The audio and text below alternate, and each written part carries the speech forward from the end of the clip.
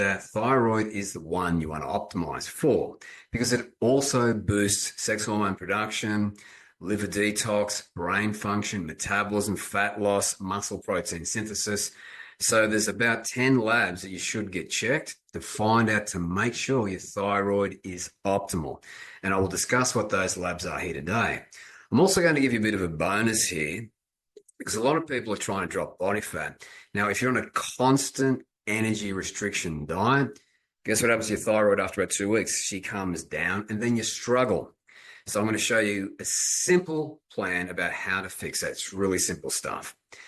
Now, we'll dive into nutrient status and everything that starts to destroy the thyroid hormone there. We'll talk about the 10 labs, but thyroid hormone, my friends, brain function, neurogenesis, synaptic transmission, and it also helps prevent a lot of neurological disorders like Alzheimer's, depression, but also anxiety, even autism. And when it comes to metabolism, it's basically turning up the power in all of your cells. It puts more transporters on the cell surface, so hormones get in there faster and do more work. And also it increases the enzymes, the powerhouses in your cells, and the mitochondria. Now, the mitochondria are huge. They're the only place you can burn body fat. They are a necessary step to make sex hormones, and they produce the bulk of your ATP. So thyroid hormone's doing a hell of a lot of heavy lifting. So as I alluded to here, let's just quickly talk about how important vitamin status is, because not a lot of people pay attention to this, and they don't check the 10 labs, and we'll talk about what those labs are. But in a nutshell, when your thyroid gland makes thyroid hormones, it makes two. T4. Now, T4 is like crude oil. You can't do a lot with it. We have to convert it into T3. Now, the interesting thing is 93% comes out as crude oil. Right? We have to convert it into T3. So only 7% comes out as jet fuel.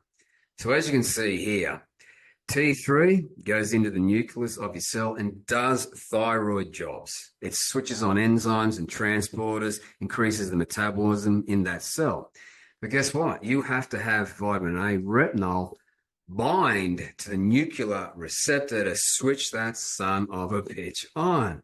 And we're not done yet because we've also got vitamin D. So if you're deficient in vitamin D, and we'll talk about where to get it in the optimal range there, you got thyroid hormone deficiency and you can't convert your crude oil T4 into T3. It's impaired. But you've also got a lot of other issues with heart and blood vessels. So let's just open that can of worms. Now, when it comes to testosterone production for dudes in the testes there, when you've got low vitamin D status, you're not going to have a lot of testosterone, and it gets worse.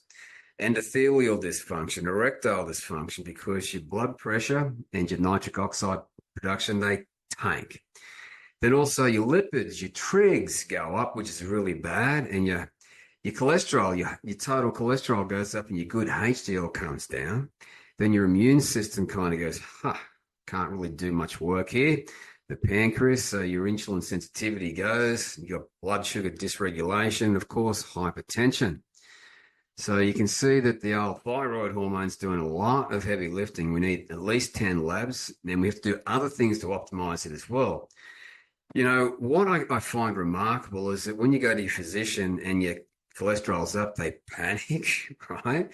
And then they'll say, here's this drug, statin, to lower your cholesterol. Now, this is ridiculous because scientists have known since the 1920s that when you've got suboptimal thyroid, you'll have high cholesterol.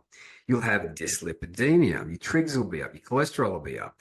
Then you've got low-grade inflammation, endothelial dysfunction, blood pressure issues, nitric oxide production issues, increased salt sensitivity. Then you've got increased arterial stiffness, which is leading to negative remodeling of your heart muscle and heart failure.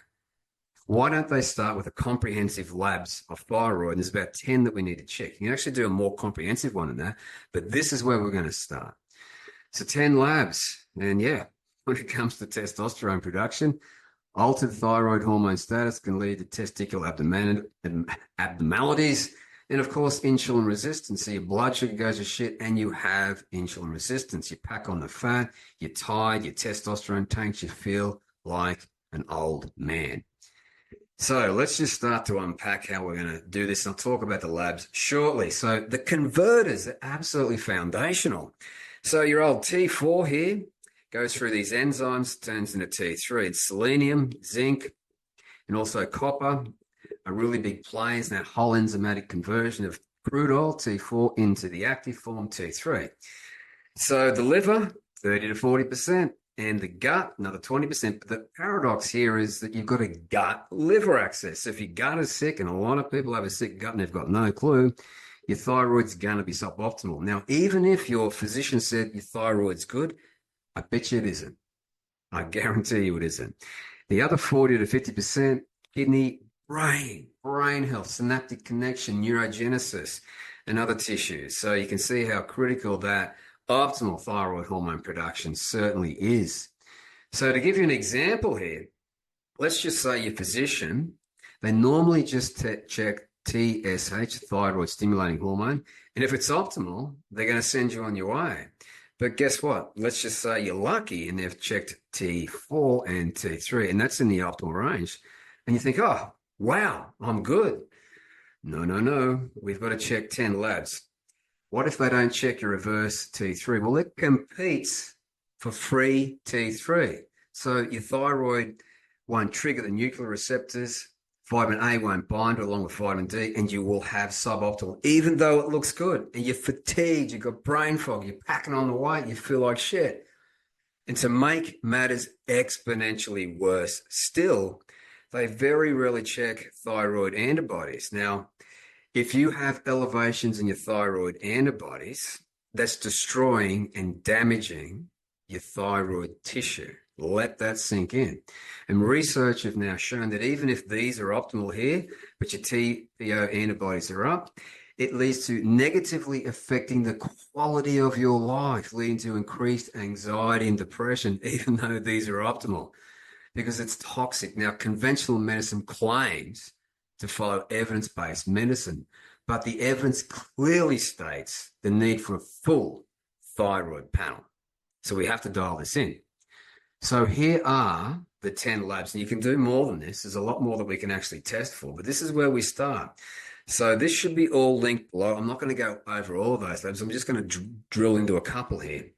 So as I alluded to earlier, selenium, zinc, and also copper, they also help convert crude oil, T4, into the jet fuel, T3. Now, if you've got a lot of stress and inflammation in your body, guess what normally goes up? Reverse T3. So that competes for free T3. So that's really important to get your reverse T3 checked as well. And your thyroid globulin is a precursor to produce your thyroid hormone. So all of those ones should be linked below. But there's a lot more you can do as well. Like if your SHBG is up too high, that can bring down your free testosterone. So when let's just say your thyroid's working really hard and your T4 is up and your T3 is up and your reverse T3 is up, you've got a lot of SHBG, and that's going to bring down your free T. Now, I've helped a lot of dudes, and they've had good serum testosterone, 700-800, but their free T has been crashed. And when we look at their thyroid hormone, they normally got some antibodies there. They've got selenium issues there. So they're not converting it properly. So they're just, it's not working ideally. And the issues that you've got when you've got these antibodies, it's leading to Hashimoto's or Graves' disease of the thyroid there, and that leads to other autoimmune diseases like type 1 diabetes, autoimmune liver, alopecia, hair loss, rheumatoid arthritis, lupus, Sjögren's syndrome, so dry mouth, dry eyes. So the need for a full thyroid panel, as you can see, is absolutely key. So let's talk about how to track. Now, when it comes to retinol, vitamin A, we know how important that is because T3 goes into the nucleus of the cell to do jobs that thyroid does, and then retinol binds to it and it switches it on. So if we're not getting enough retinol, then we're in a lot of trouble. Now, there's another big issue too, because a lot of people will tell you to eat lots of carrots and things, right?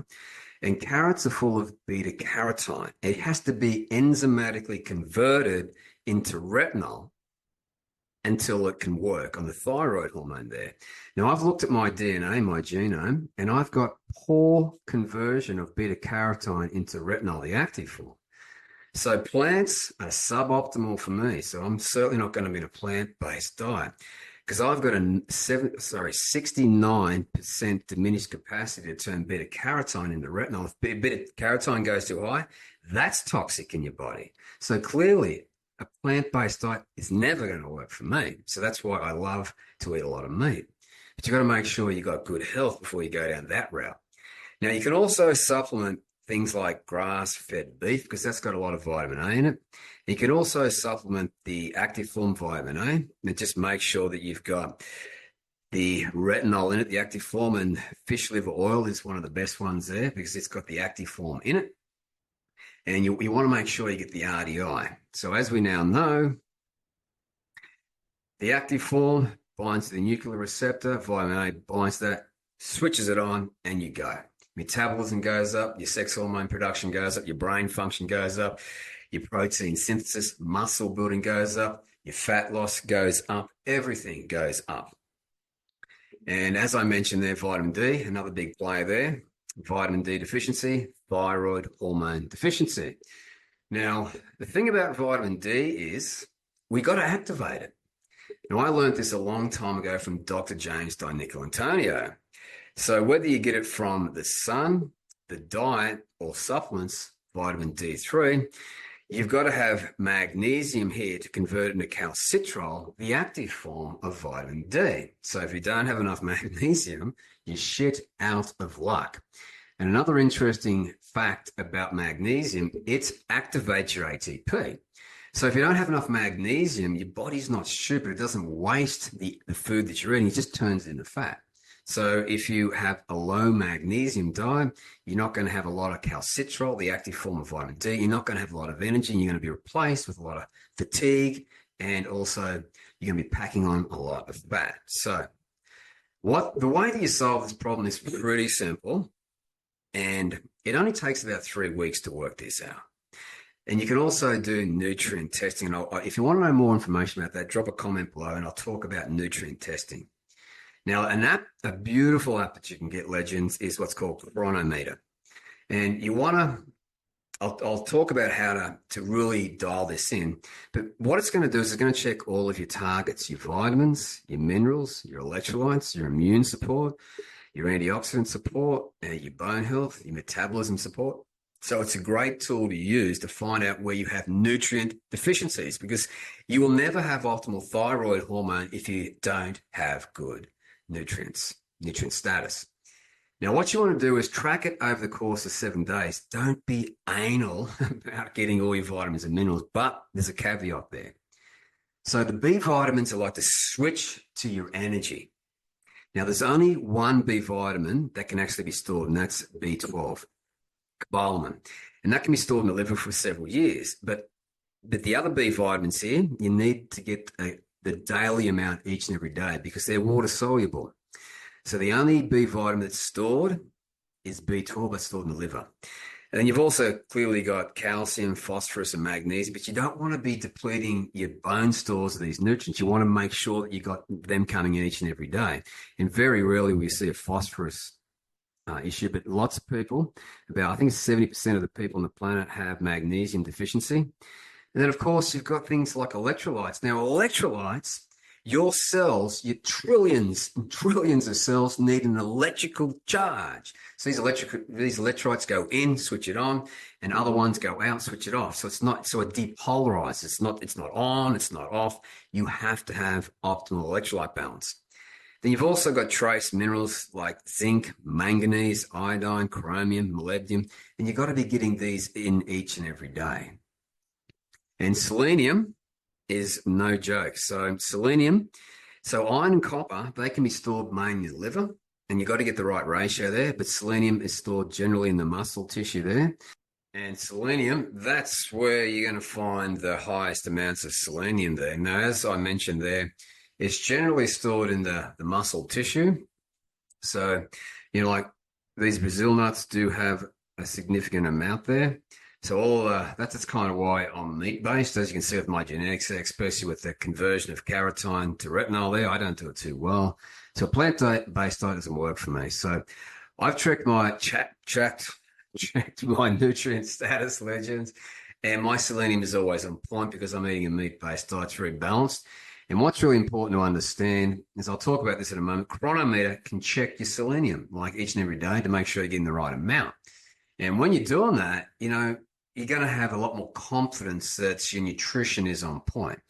Now, the information I'm going to provide you now comes from Dr. Chris Masterjohn, PhD in nutrition science. And you should pick up this book. All this information is just incredible in this book. But, when you've got selenium toxicity, you could have hepatic cirrhosis, alopecia, hair loss, brittle nails, white spot streaks, shit like that. And, if you get a supplement that's got way too much and you take it for way too long, you can have all of these things show up. Not cool, is it? So, again, we've all, you've got to test for selenium. Like, you can check it on a blood lab. I've checked mine. It's always in the butter zone there. So, you got to get it between 90 and 140 there, according to Dr. Chris Masterjohn. And if you do supplement, you got to get the right type, because you don't want to get methylselenocysteine there. That's not a recommended one there. Selenomethionine is the one you want to get. That's the optimal one for supplementation, but I don't recommend any supplements. I recommend nutrition and using chronometer to find out where you are. Because our chronometer here, legends, it's going to work out how much you're getting every day. Now, also, zinc and copper are huge for detox and a whole host of things, especially the conversion of the crude oil T4 into T3, the jet fuel for thyroid output. Now, you've got to get an ideal copper to zinc ratio, which is 8 to 1 or 12 to 1. So basically 1 copper to 8 or 12 zinc. So less copper, more zinc. And guess what? Chronometer works that shit out for you. So, put in the effort, get this done. You can see your copper to zinc ratio there. And when you follow that for a few weeks or a month, you're going to have pretty good nutrient status. So that's the best place to start. When you're thinking of, you can also do nutrient testing. If you want to know more information about that, drop a comment below and I can do a deep dive on that, because we help our clients get it through all of that as well. Now, let's talk about, we'll talk about this somewhere, the low calorie diet to fix that son of a bitch. So we talked about nutrient status and vitamin D, A, zinc, selenium. You can see how it all plays out, all the B vitamins. Really important. So another important thing to understand is iodine. If you have thyroid antibodies, let me repeat this. If you have thyroid antibodies, if you supplement iodine, it's like throwing gasoline onto your thyroid tissue. It will destroy it even more. So you really want to do those 10 labs that I've got linked below to find out where you are. We always recommend selenium just to see where it is. Now, of course, fluoride is going to screw it up. It competes for transport of iodine. So a lot of my friend, Dr. J, if you search here on YouTube, he does a big talk about how toxic fluoride is. And then, of course, pesticides, right? Chemicals in our food, as it says here, thyroid disrupting. You've got to do a complete chemical detox. Heavy metals also. And food sensitivities, which we'll talk about next. Now, as I mentioned, gut health is foundational. You've got a gut thyroid axis, which I'll come to in a moment, a whole one by itself. But 30 to 40% is in the liver and 20% is in the gut.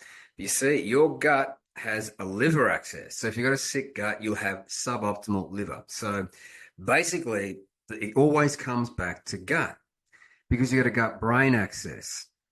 Sick gut, you'll have stress, anxiety, depression, IBS, schizophrenia even, cognitive decline, and even autism. And your endocrine axis, which are your hormones, your thyroid hormone, your sex hormone production. And guess what's replaced? Well, of course, stress, hormones, and inflammation. The heart, the lungs, the pancreas, which is absolutely foundational for optimal digestion, because your pancreas, that legend, that beast of an organ, it releases enzymes to digest your proteins, your fats, your carbs. And it also releases satiety hormones that travel up the vagus nerve into your brain and say, dude, stop eating. You've had enough to eat. Then, of course, your bones and your muscles. Think about that. You know, your sick gut, you're not going to pack on the muscles at all. Skin, advanced wrinkles and accelerated skin aging. So discoloration, circles under the eyes, sagging skin. Not cool, is it? And then the third whammy there, your gonads, your testes and the ovaries and ladies, kidney, bladder, and of course, the thyroid axis. So your gut is absolutely foundational. And we've tested hundreds and hundreds of people. And the biggest sensitivity that we see with hundreds and hundreds of people is gluten. You've either got celiac, and this is the big problem with the medical system. They won't diagnose you with celiac until your intestines are destroyed. Let that sink in. So let's unpack gluten for a second. And I'll give you a case study with gluten here to show you how significant it is. So latent celiac disease, MASH stage 0. That means you don't have any inflammation in your gut, which is good, but you're testing positive to gluten antibodies, an IgG or IgA or transglutenase 2. Right? You're testing positive. Now, that's called latent celiac disease. You see this 1.35? That means that you've got a 35% higher risk of dying from any cause, all-cause mortality. This study was over 40 years with over 29,000 participants, and that's what they found. If you're here, latent celiac, a 35% increased risk of dying from any cause.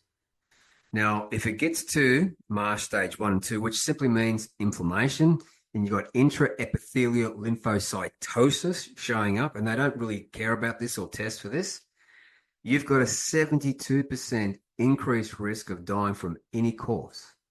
And then when your intestines, as I mentioned, are destroyed, they'll say, okay, you've got celiac disease, don't touch gluten. But they should be telling you here, you are sensitive to gluten.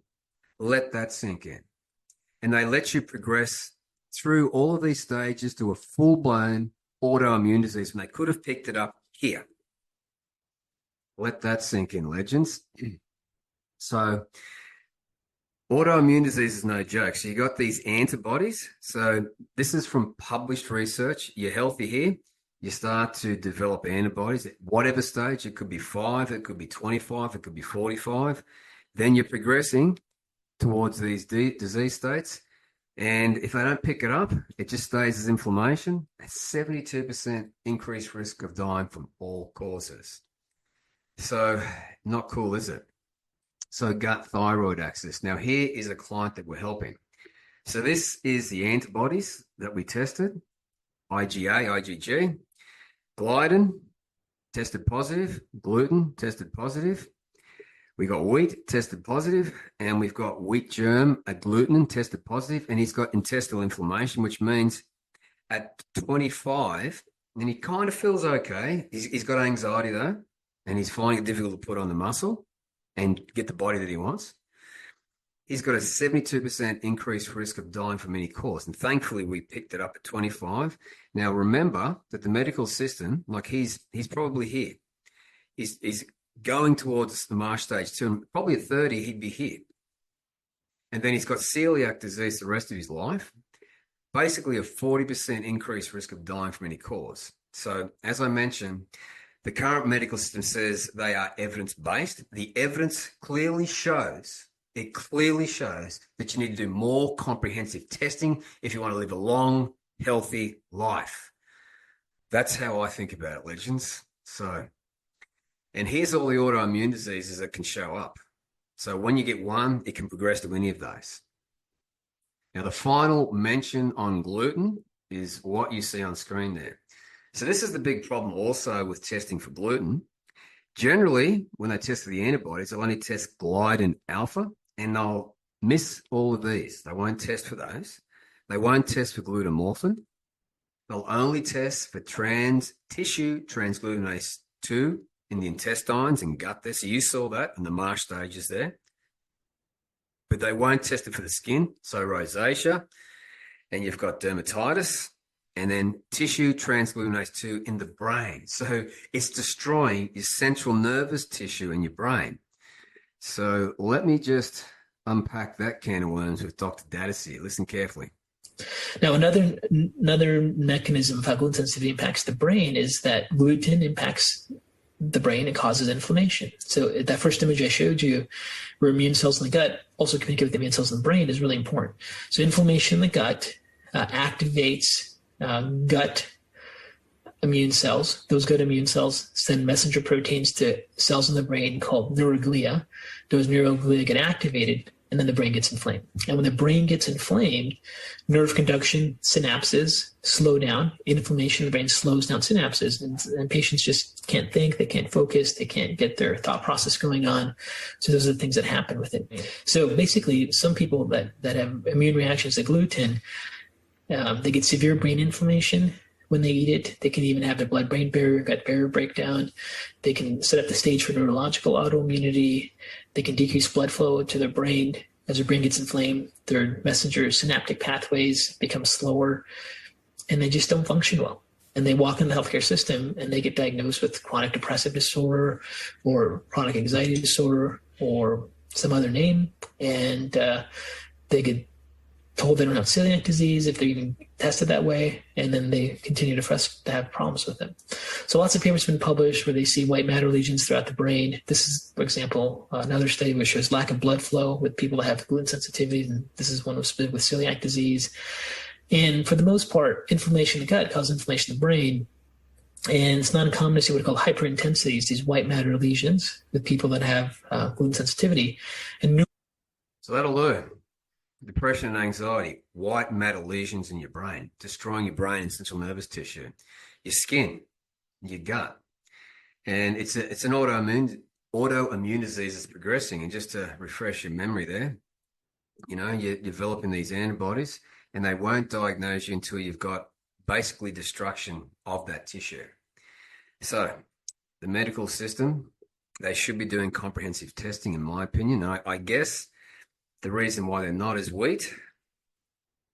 It is a very big driver of the world economy, is it not?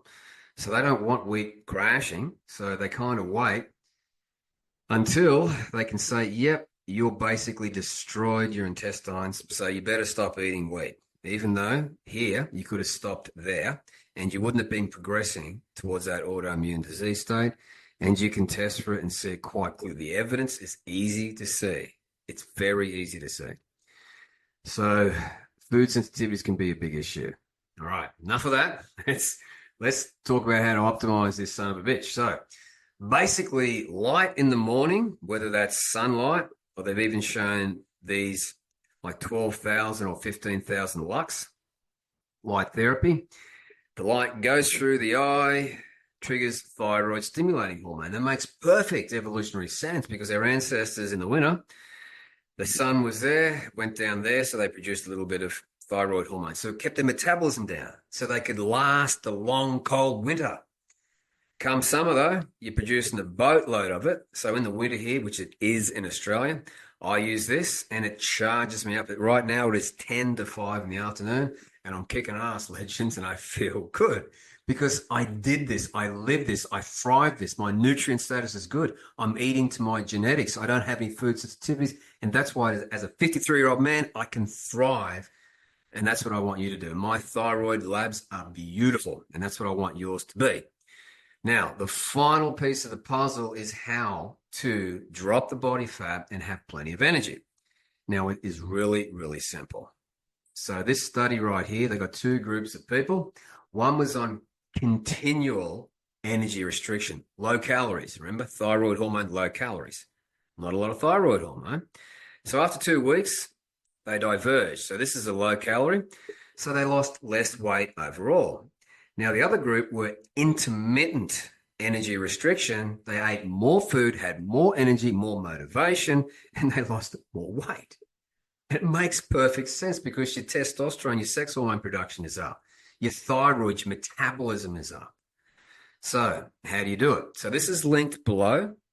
Basically, just click on this and it takes you to a website and you got to calculate. You enter all your data in there and you work out that your maintenance calories are there, to lose weight slowly is there, and extreme weight loss is there, and you just pick and choose. Now, the way that you do it, according to Dr. James Antonio, calorie restriction for 2 weeks, then you return to maintenance for 1 to 2 weeks, and just keep doing that. But the way that we do it, and we've done this successfully for a lot of years, is 5 days under maintenance. Then that's Monday through Friday, so the working week under maintenance. Then Sunday at maintenance. Then Sunday above maintenance, and that's how we do it. And that revs up the metabolism. So it's really good. You can loosen up on the weekend, kick back on the weekend, have a bit more food, charge up your metabolism, then drop the body fat during the week. So, legends, if you like these videos, drop a comment below. What would you like me to talk about next? Have you got any ideas? Because, the whole idea of nutrition, the way we think through it, if you know your DNA food sensitivities, you know your immune food sensitivities, that's your nutritional blueprint. You know exactly what foods to put in your body, how much supplements, if at all, to thrive. Now, my DNA Trojan horses, a thing that screw me up, organophosphates, nightshades, pesticides, gluten, and plant insecticides. I just don't clear out these toxins. They're a toxin. I just don't clear them out.